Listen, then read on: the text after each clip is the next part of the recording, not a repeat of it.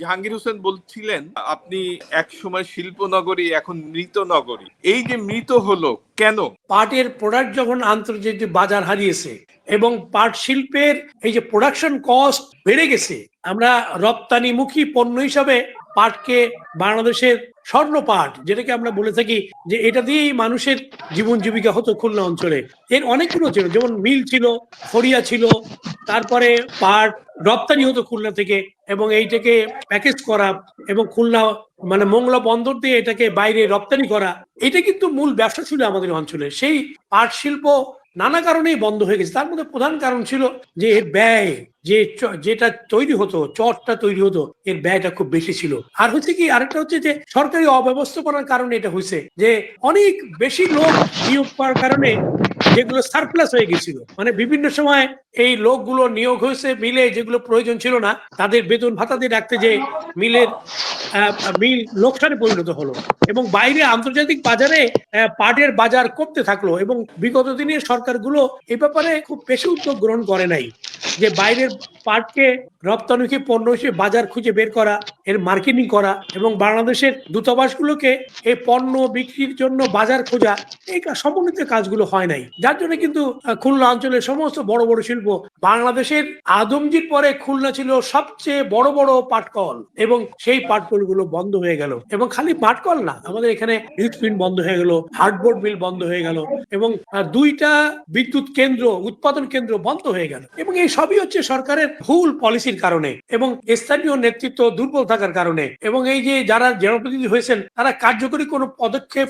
গ্রহণ করতে পারেন নাই এবং সরকারের কাছ থেকে এই অঞ্চলের এই উন্নয়নের জন্য তেমন কোনো মানে সরকারের কাছ থেকে আনতে পারে নাই, কিংবা সরকারকে দেখাতে পারে নাই, কিংবা প্রভাবিত করতে পারেন নাই। এইসব কারণেই কিন্তু আমরা খুলনা অঞ্চলের এই শিল্পটা আমরা হারিয়ে ফেলেছি। এখনো কিন্তু সম্ভাবনা আছে, এখনো সম্ভব, যে সমস্ত মিল খাল বন্ধ আছে ওখানেই শিল্প তৈরি করা সম্ভব। এই জন্য দরকার হয় প্রাইভেট সেক্টরটাকে ডেভেলপ করে বাইরের মানে যারা ব্যবসা করেন সেই শিল্প মালিকদেরকে খুলনায় নিয়ে এসে এখানকার তাদেরকে ফ্যাসিলিটি দেওয়া। এবং মূল দরকার কি, এখন আমাদের দরকার আছে এখানে এই গ্যাসটা আনা দরকার, তাহলে এই সব জায়গা কিন্তু পড়ে থাকবে না এবং এই জায়গায় কিন্তু নতুন শিল্প গড়ে উঠবে। এবং দেখেন, একটা 800 মেগাওয়াটের একটা বিদ্যুৎ কেন্দ্র আওয়ামী লীগ আমলে হয়েছে, সেই বিদ্যুৎ কেন্দ্র কিন্তু এখনো আলোর মুখ দেখে নেই, চালু হয় নাই, প্রজেক্ট কমপ্লিট হয়েছে, কিন্তু এটা চালু করতে পারে না বিগত সরকার, এটা ওইভাবে পড়ে আছে। এটাকে চালু করতে হবে, তাহলে বিদ্যুতের সমস্যার অনেক সমাধান করতে পারবো আমরা এই অঞ্চলে। আমি এগুলো মনে করি। আর হচ্ছে যে আমাদের আরো কিছু কাজ আমাদের করতে হবে, রিলেটেড ডেভেলপমেন্ট।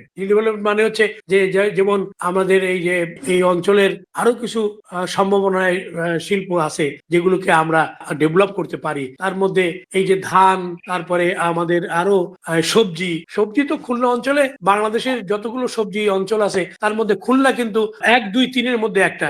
এই সবজিগুলোকে সংরক্ষণ করে বাজারজাত করার কিন্তু কোনো ই নাই, তার জন্য কৃষকরা মূল্য পায় না, খুব স্বল্প মূল্যে সবজি বিক্রি করতে হয়, সবজি নষ্ট হয়ে যায়, পচে যায়। এই জন্য আরো মানে ফ্রিজিং ব্যবস্থা করা দরকার। আরেকটা বড় ব্যাপার হচ্ছে যে আমাদের এই অঞ্চলে কিন্তু 53টি মৎস্য প্রক্রিয়াজাত শিল্প ছিল।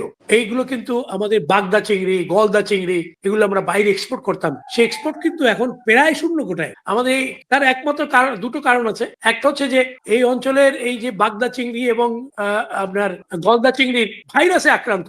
এই ভাইরাস মুক্ত চিংড়ি উৎপাদনের জন্য সরকার কোনো ল্যাব তৈরি করে নাই, পরীক্ষাগার করে নাই, এটা কিন্তু সরকারের কোনো মাথা ব্যথাই নেই। এইটা জায়গাটা আবার আমাদের অঞ্চলে কিন্তু ব্যাপক চিংড়ি চাষ হয়। খুলনা, বাগড়া, সাতক্ষীরায় যে চিংড়ি, এই চিংড়ি কিন্তু বাইরে একসময় 2200 কোটি টাকার খালি খুলনা অঞ্চলে চিংড়ি বাইরে এক্সপোর্ট হতো। সেই 53টি মিলের মধ্যে 2-3টি মিল চালু আছে, তাও আবার এখন চিংড়িতে মানে পুশ করার কারণে, পুশ মানে নানান ধরনের ভেজাল এই দিয়ে পুশ করে বাইরে রপ্তানি করার জন্য আমরা বাইরে আমাদের বাজার হারিয়েছি। এই জায়গা থেকেই আমাদের এই সমন্বিত উদ্যোগ দরকার এবং একদিকে সরকারের পৃষ্ঠপোষকতা দরকার, রাজনৈতিক নেতৃত্বের আরো সজাগ হওয়া দরকার, সচেতন হওয়া দরকার এবং আমাদের যারা জনপ্রতিনিধি হবেন তাদের এই অঞ্চলের সমৃদ্ধির জন্য এই একটা সমন্বিত কর্মপ্রয়াস তৈরি করা এবং প্রয়োজন হয় আমাদের খুলনায় বিশ্ববিদ্যালয়ে যে ধরনের সেমিনার দরকার, আন্তর্জাতিক সেমিনার করে, এখানে কিন্তু অনেক বিভাগ আছে, যেমন উড টেকনোলজি আছে, ফিশারিজ আছে, আরো অনেক বিভাগ আছে যেখানে তারা এগুলোকে নিয়ে রিসার্চ করে একটা নতুন নতুন উন্নয়নের জায়গায়, ডেভেলপমেন্টের জায়গায় আমাদেরকে নিয়ে যেতে পারেন। সেজন্য খুলনা ইউনিভার্সিটির একটা বড় উদ্যোগ প্রয়োজন। এখানে কুয়েট আছে, কুয়েটও একটা বড় ইউনিভার্সিটি। এই সমস্ত অঞ্চলের মানুষের জন্য, ডেভেলপমেন্টের জন্য তারা রিসার্চ করে বের করতে পারেন এই অঞ্চলে কোন শিল্প প্রয়োজন, কোন শিল্প কোন ধরনের উন্নয়ন প্রয়োজন, তাহলে আমরা সেটা নিয়ে কাজ করতে পারি। আমি জি, নির্বাচিত ধন্যবাদ। হলে এই হ্যাঁ, উদ্যোগ আমি গ্রহণ করবো। জি।